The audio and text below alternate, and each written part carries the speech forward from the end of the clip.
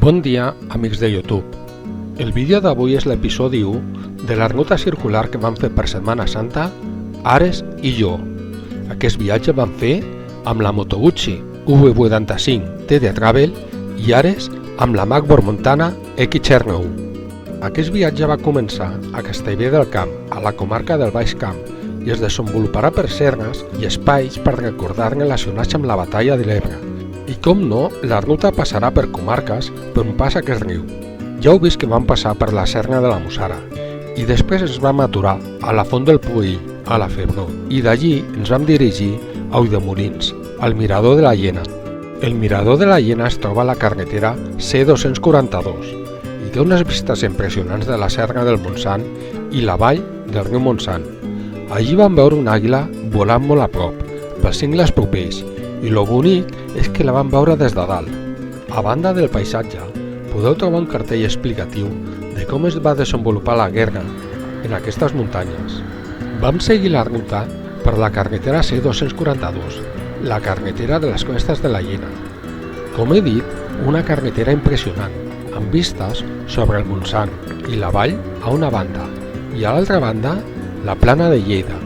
I si el temps acompanya, es pot veure fins i tot el Pirineu.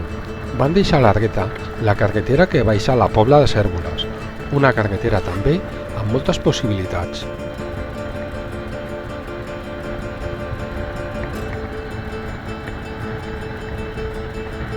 La carretera passa pel costat de les runes d'un hostal del que no he trobat mai informació, però que ja indica l'antiguitat històrica d'aquesta via.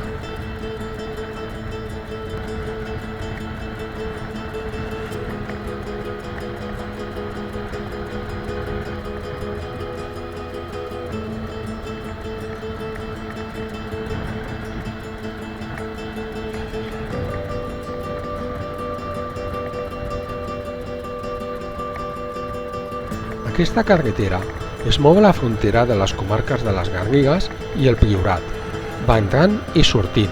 Té el seu inici a Arneus i acaba a Fraga, a la Franja, a la comarca del Baix Incà, a la província d'Osca.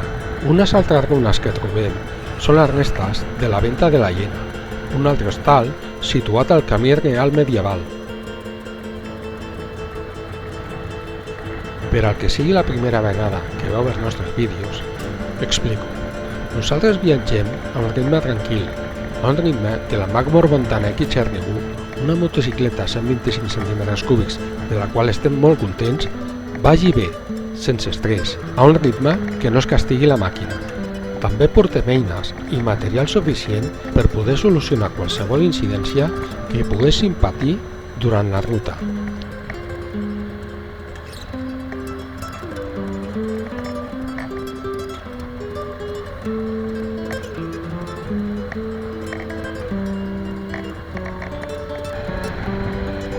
Ara deixarem a l'esquerra la carretera que baixa a Margalef, una carretera que ens torna a endinsar el Priorat, una carretera molt popular, amb molt bones vistes, que ja us he ensenyat en algun vídeo anteriorment, però que no serà la que nosaltres agafarem. Nosaltres vam seguir direcció Bellaguarda i en breu vam arribar a una intersecció amb un camí asfaltat, una carretera de muntanya.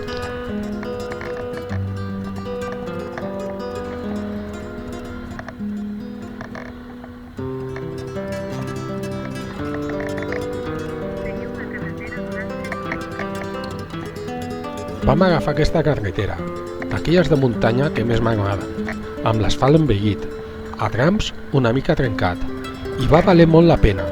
A l'esquerra tornàvem a tenir vistes del Montsant i a la dreta vistes de les Garrigues. Ja podeu veure que a banda i banda hi havia accessos als molins del Parc Eòlic de Bellaguarda.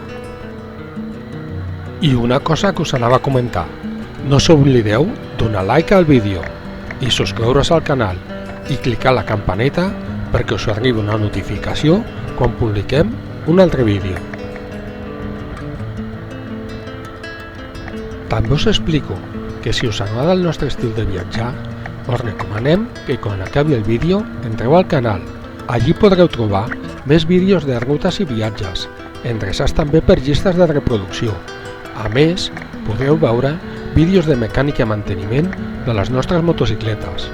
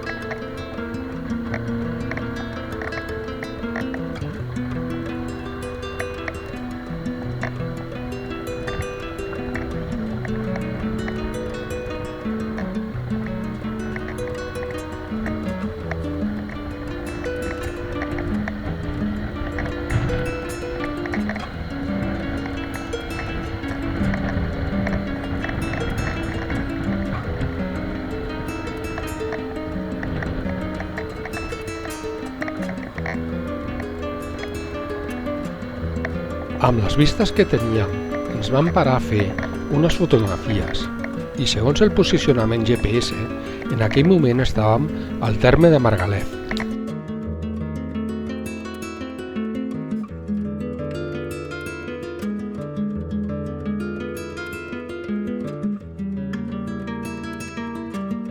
Vam seguir la ruta i vam arribar a la Cova Hospital de Santa Llúcia, al terme de la Bisbal de Montsant. Aquesta gran balma va ser un hospital de la República a la Batalla de l'Ebre. A la cova trobareu cartells amb la història de la cova a la guerra i també històries de voluntaris de les brigades internacionals i sobretot del personal sanitari de múltiples nacionalitats. Us animo a que cerqueu i investigueu sobre aquest lloc i també us recomano una pel·lícula, L'Ebre, del Bressol a la batalla, on la cova de Santa Llúcia és un dels escenaris.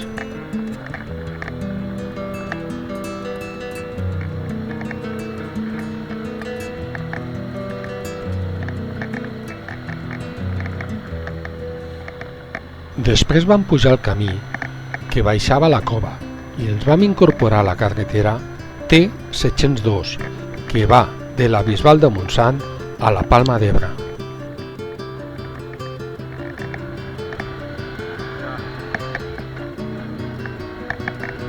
Exactament, aquí a baix a l'esquerra, la balma que es veia és la cova Hospital de Santa Llúcia.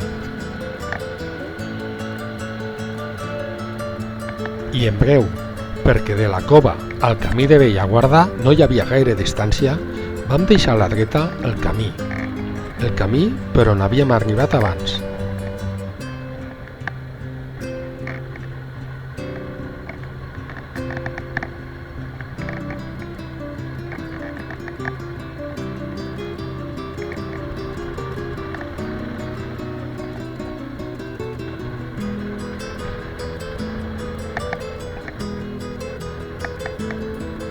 Vam entrar a la comarca de la Ribera d'Ebre i seguíem disfrutant d'una carretera solitària, sense circulació.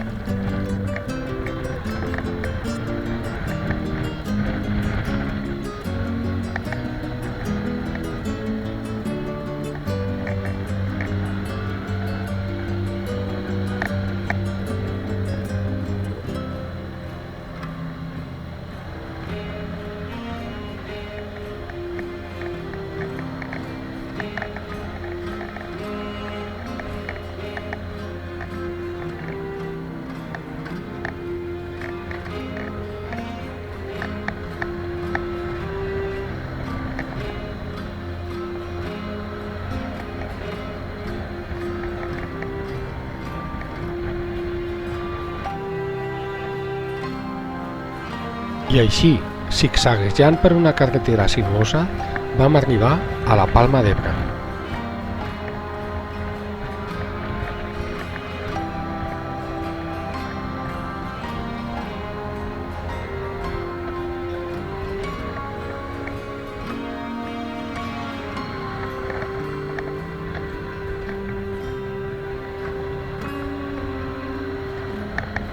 Vam travessar el poble per anar a cercar la carretera T703.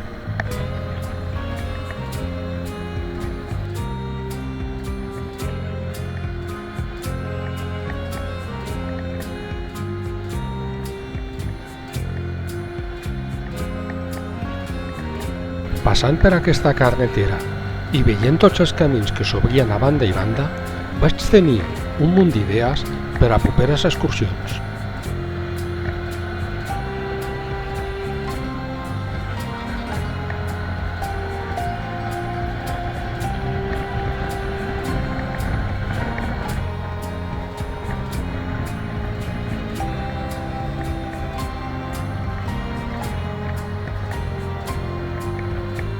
Si haguéssim seguit per aquesta carretera, haguérem arribat a la carretera C233, que ens haguera portat directament a Flix. Però com us podeu imaginar, nosaltres vam agafar una alternativa. Mira, a l'esquerra es veu allí la nuclear d'Ascó. Mira, entrarem aquest camí a l'esquerra, ¿vale?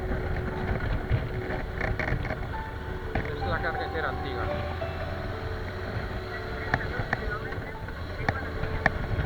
El camí de Vingalis és una carretera de muntanya d'aquelles que sempre busco a les meves rutes, i aquesta ens portarà a una altra sorpresa.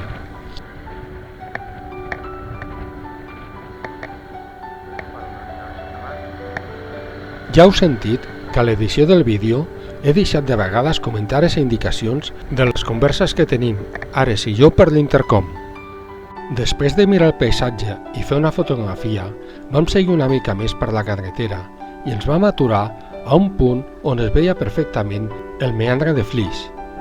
Llàstima que a les imatges no s'aprecia. Una de les teories de l'origen del nom de Flix és que aquest nom li van ficar els romans, perquè en aquest punt de l'Ebre, al meandre, el riu es flexiona.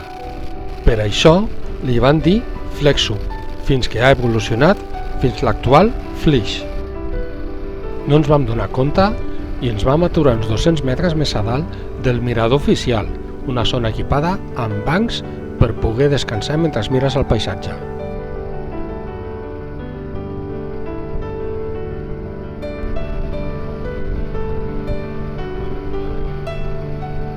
I així vam arribar a la carretera C233 i vam girar cap a Flix.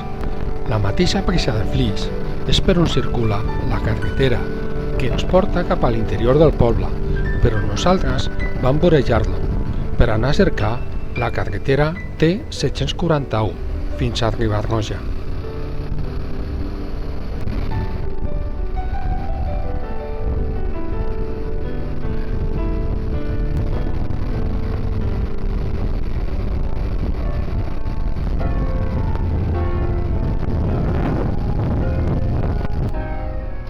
Nosaltres vam passar per l'interior del poble, però podíem haver passat per fora, perquè a l'altre costat es va parar al mateix lloc.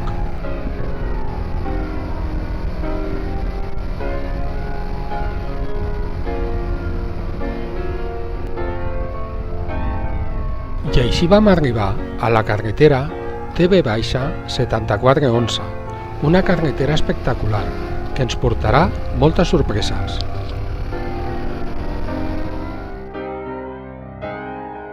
El que ens va agradar molt d'aquesta carretera és que la via, la carretera i l'Ebre anaven en paral·lel, gairebé una toca l'altra. Quan ens fiquem en marxa i la vegetació ho permeti, veureu l'Ebre a la dreta.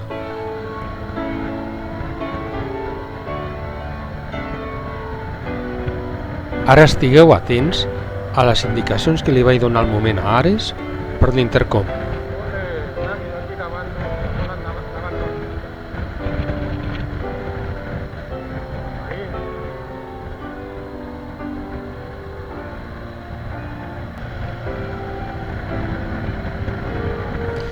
El pantà de Riba-roja és un altre dels grans embassaments de l'Ebre i té una llargada total de 38 quilòmetres. Arriba fins al terme de Mequinensa, al Baix Incà, a l'Aragó, on trobem un altre gran embassament.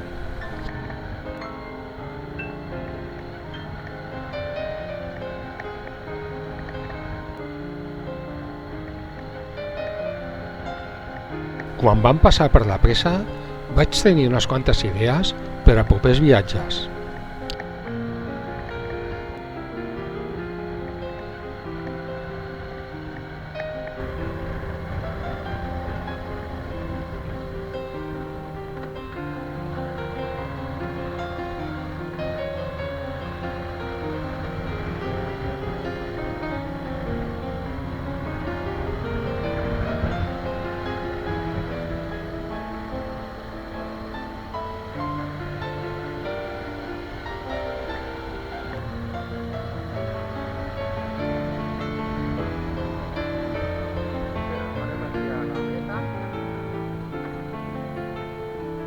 Ens vam parar en aquest joc perquè ens va resultar molt curiós. A baix, un embarcador dedicat a la pesca esportiva. I també com estava senyalitzada l'entrada amb aquesta barca.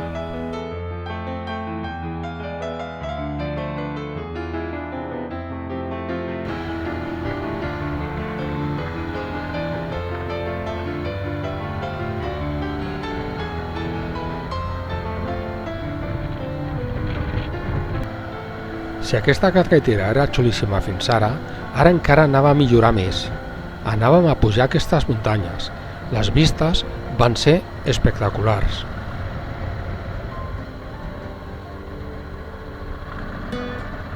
Una altra cosa que us anava a dir, quan acabi el vídeo podeu entrar en la descripció. Allí trobareu diferents enllaços d'interès, com els nostres perfils de Wikiloc. Us animem també a que ens seguiu allí. També trobareu l'enllaç d'aquesta ruta. L'aplaudiu i comenteu el que veieu oportú. Llàstima que amb el vídeo no es pot gaudir de totes les vistes que teníem.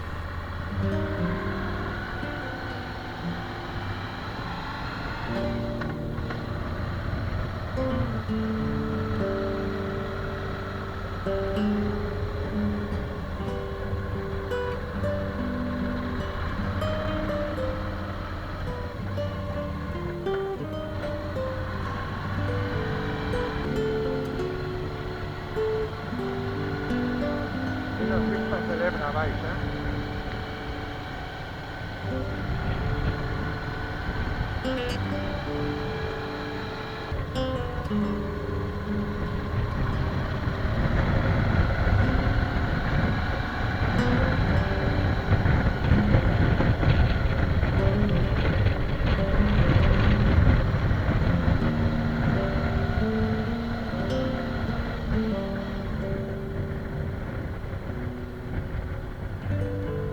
I disfrutant la carretera vam arribar a la intersecció del camí que havíem d'agafar. I també us deixarem unes fotografies de les vistes que teníem de l'Ebre.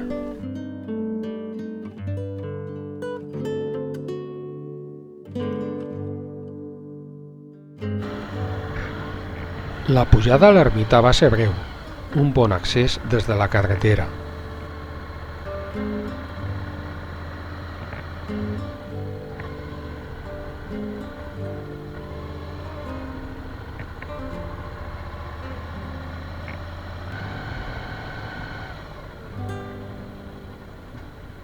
A l'àrea de l'ermita ja veieu que hi ha una gran zona d'aparcament i de pícnic.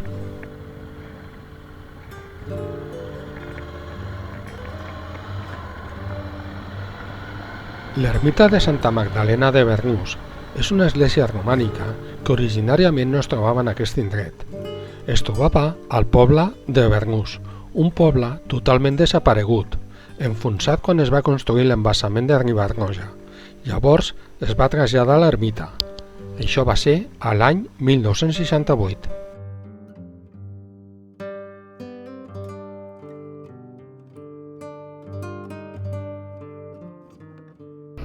I després vam seguir per aquesta pista per anar a la següent visita.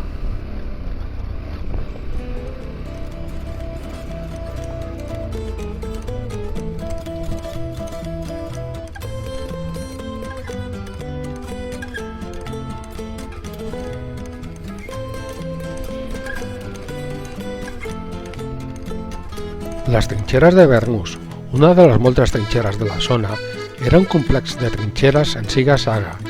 Tenien com a funció defensar el cap de pont de Riba-roja i la rereguarda de la Pobla de Massaluca. Ara us deixarem un petit vídeo de la panoràmica. També podreu sentir i veure el vent que hi feia.